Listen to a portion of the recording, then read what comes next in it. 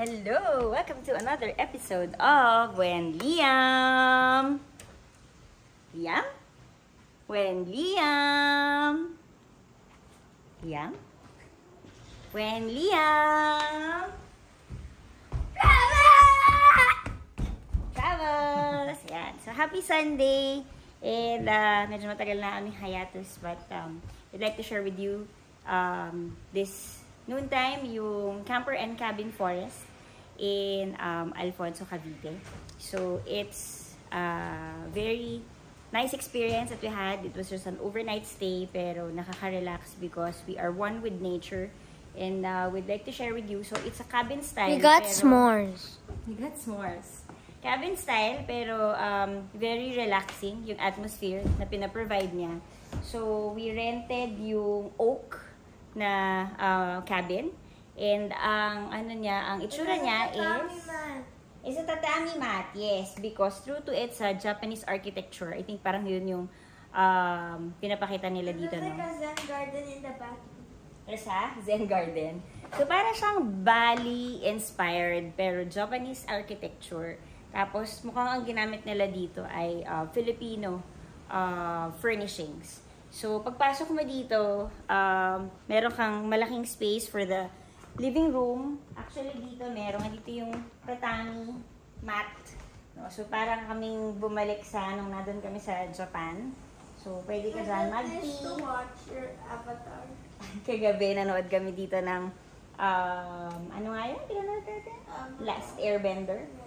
Last Airbender. Tapos, konting drinks. And then, over there, may kita nyo, meron ding parang patio kung saan kayo pwedeng magstay. So, very generous siya with almost, I think, hindi pala almost. Glass to floor, ceiling to floor na overall glass. Pero, ang ginawa nila dito para... Just be careful for tokay geckos and frogs. Ang ginawa nila dito para magkaroon ka pa rin ng privacy is naglagay sila ng parang mga blinds. So, pero ano siya, made of steel. And may parang mga weave ng plastic. So, pwede mo siyang i-open kung gusto mong makita yung loob.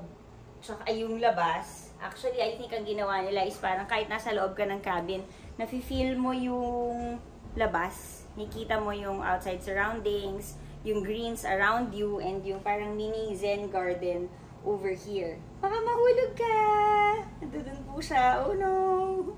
So yan, meron din sila dito ang water dispenser. So ito yung parang music room na parang entertainment room. Kasi meron sila dito turntable, may speaker that you can connect to via Bluetooth, coffee and tea making facility. Tapos meron ditong sofa bed.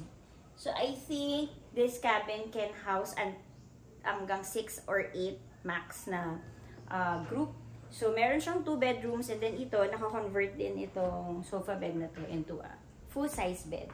So, very interesting yung mga intricate furnishings nila. Meron silang mga vintage clocks, katulad nito. Tapos, Mini fridge. Mini fridge. 6 to 8 persons yata, hindi 6 to 8 groups. 6 to 8 groups ba sabi ko? 6 to 8 persons in a group. So, tapos marami siyang mga ganito, no? Yung parang passing through. So, yan. Pwede mong i-close yung bedroom at night. Pwede mong i-enclose din to. May sariling aircon in this room. Pero if you want na very open. Speaker here. Yep. Yan. Meron siya dito. So, ito yung first bedroom. To the right, it's full air conditioned. Each bedroom has its own toilet and bath na merong shower and bathtub. Meron din siyang TV, which is connected to their Wi-Fi. Tapos, meron na rin pala itong kasamang breakfast. So, yan. Nakita mo dito yung menu nila. Chicken nuggets. Chicken nuggets. So, it comes with a free breakfast for the group. Meron ulit ditong sliding door. Papunta naman to dun sa outdoor plunge pool na sarap ng hangin. So, kanina in the morning, binukas lang namin. Ang sarap ng hangin. Tapos ang daming lusutan. No? Para siyang yung tinirhan namin sa Japan, malapit sa Mount Fuji. Yung feels niya, tsaka yung dami ng mga pwede mong daanan. Ito, may parang pond daw dyan before. Pero dahil summer ngayon, so tuyo yung area na yan. So, going here, By the way, meron din sila dito. Para na siyang hotel. So, yung sockets nila can accommodate USB. Pwede rin yung may 3-prong, tsaka yung regular switch. USB-C rin. Sa kabila. Ah, sa kabila. Meron din doon. Yan. Tapos meron itong bedside lamp.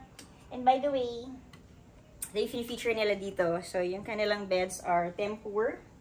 So, to give you an extra relaxing sleep, which is yun yung vibes na meron dito. Chill lang, wala masyadong gagawin. So, yan. Going here, andito yung bathtub na parang may zen garden na sinasabi ni Liam. Provided nila yung towels. And then, meron ditong shower. So, merong rain shower, meron ding handheld. Actually, meron din dito na try namin na parang fountain. So, provided na rin nila yung toiletries. And meron din dito yung usual. So, may We took a bath on the other side. took a bath on the other side. So, yeah. Meron din provided na dental kit, hand towels, and basic na hand soap. Tapos, to the left side of me, andito na yung toilet. So, meron siyang sarili niyang sliding door if gusto niyo na may nagto-toilet. Tapos, meron din nasa bath. And then, maganda din pala dito yung toilet nila is because they're using yung Toto washlet. So, yung bidet niya is built-in. Tapos, makokontrol mo yung pressure niya.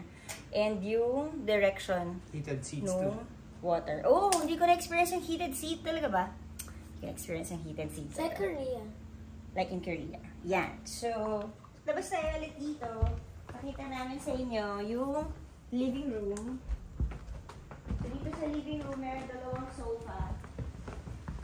Tapos, yan. Marami silang mga ganito. Yung mahilig sila sa minimalist na, ano ba tawag dito? Abubot. Minimalist abubot. So, yan. Dito masarap maupo sa umaga. Pwede ka lang mag-relax. Upo ka dito. Tapos, malakas yung hangin. Actually, ngayon, pag binuksan natin, pwede nyo ma-feel na. So, very relaxing yung tunog ng plunge pool if The naririnig frogs nyo. laid eggs here. Yun lang, because We we're had to one take- with nature. We had to take it out. They Because we're died. one with nature, ganun talaga yung mangyayari. So, very relaxing yung ripples of water and yung natural wind coming from vacant lot pa kasi yung likod niya. And there's butterflies and birds here. Butterflies and birds. Tapos, overlooking here, meron din sila dong sunken bonfire pit. So, kagabi, doon kami s'mores. Yan. Which is, by the way, first time ni Daddy tinry kasi na-curious siya ganda ng pagkaka-roast niya doon I sa named it Onigashima from One Piece. marshmallow. Tapos, sinikman niya kahit hindi siya kumakain nun. So, yeah, basically, this is the camper and cabin oak villa. Yung sa kabila, yun yung fear. I think yun yung mas malaki para sa mas malaking grupo. For today, tatlo lang kami ni Liam because it's our 30th anniversary. Happy anniversary, Daddy. We can show videos later on how my marshmallow caught fire. Oh, ayun. Proud na proud siya doon sa kanyang marshmallow kagabi. And, well, if you have more queries, or if you want to book, which we recommend, check them out in IG at Camper and Cabin. So, yun. Hanggang sa susunod na episode. wait. Oh, ano yun? I show secret passage. Secret passage. Are we supposed to follow you? Follow him daw. Secret passage.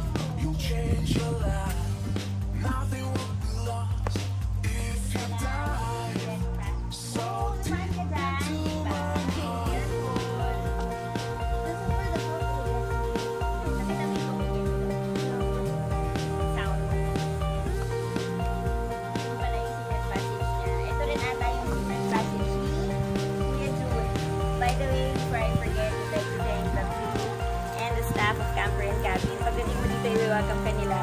Yung parking mo is right in front of your villa. Tapos meron kang personal butler.